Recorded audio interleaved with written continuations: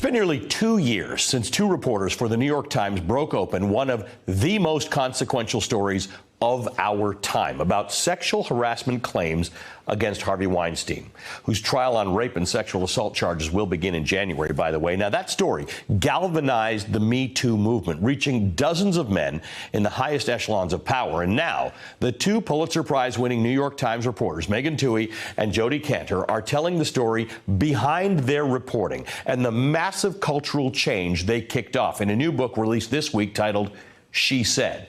Megan Twohey and Jodi Kantor join me now. Thank you. Congratulations on the recognition that your writing has justly been given. But in this book, you tell of a journey.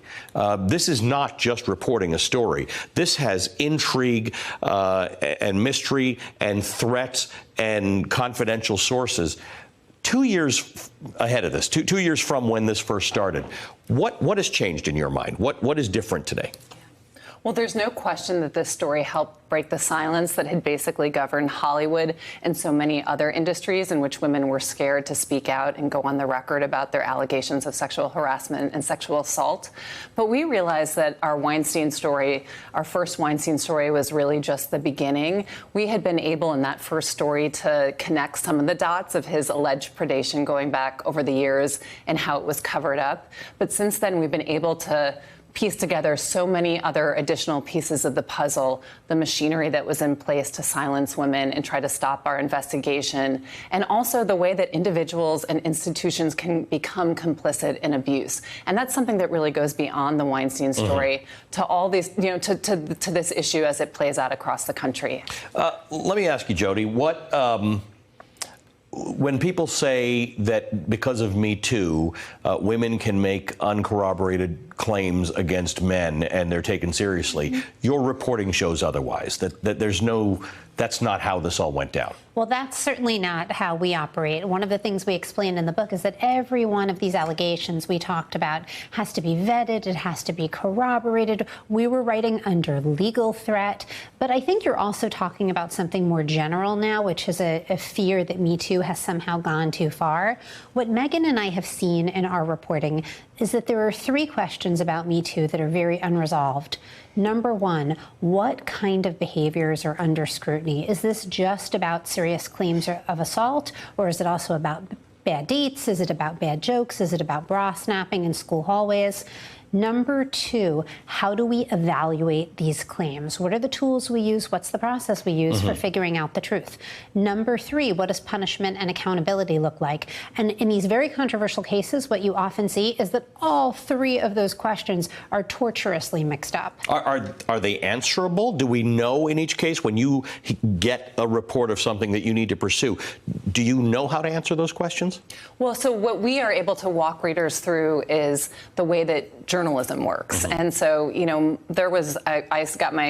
I started my career at a newspaper in Wisconsin, and my editor had a saying above his desk: if your mom tells you she loves you, check it out. And which I think applies to all types of reporting and investigating of all different types of allegations. I think people can mistakenly think that, especially in this Me Too era, that it's just if a woman comes forward to a newspaper with an allegation that the newspaper turns around and publishes it. And what we're able to do is walk readers through the rigorous amount of work that's required to go to print with a story like this.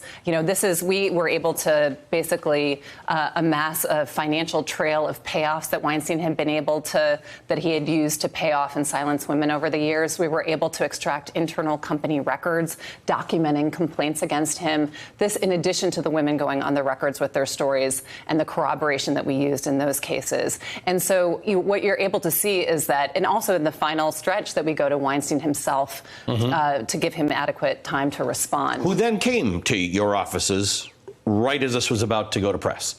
Yes, we got this strange call very close to when the article was ready, and it said Harvey Weinstein is on his way over. And we said, what? He's coming to the office? And he was going to show up within a matter of minutes. And actually, my partner Megan decided to take the meeting.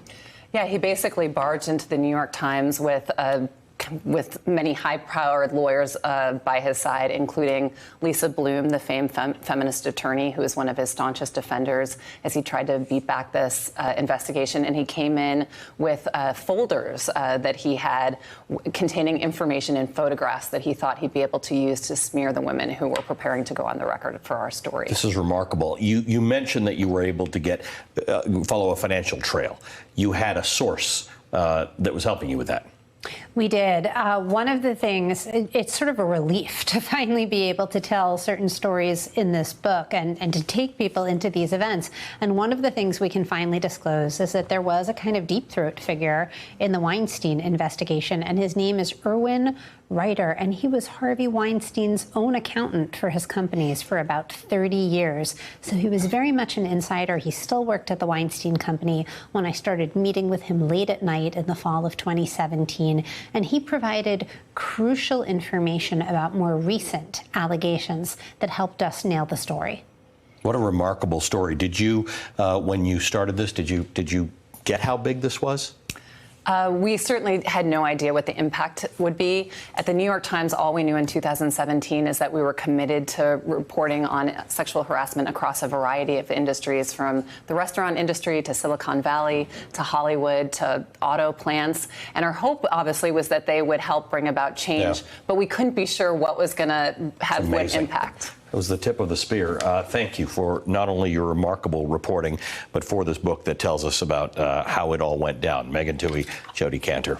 Hey there, I'm Chris Hayes from MSNBC. Thanks for watching MSNBC on YouTube. If you want to keep up to date with the videos we're putting out, you can click subscribe just below me, or click over on this list to see lots of other great videos.